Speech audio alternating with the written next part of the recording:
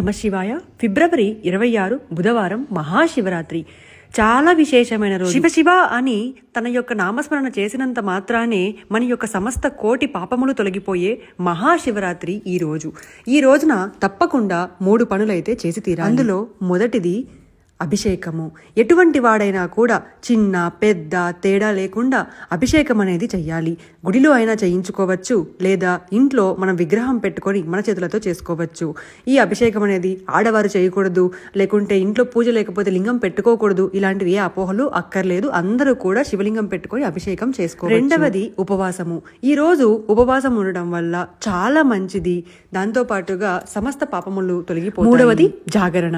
శివనామస్మరణ చేస్తూ జాగరణ చేయాలి. సినిమాలు చూస్తూ అలాగే తందనాలు ఆడుతూ అలాంటి జాగరణ అనేది పనికిరాదు. కేవలం శివనామస్మరణతో కావాలంటే శివుడి యొక్క సినిమాలు చూడడం, అలాగే శివుడి యొక్క తెలుసుకోవడం, అతని గురించి తెలుసుకోవడం, ముఖ్యంగా 4 జాములలో అభిషేకం చేయడం అనేది చాలా పుణ్యఫలాన్ని లభిస్తుంది.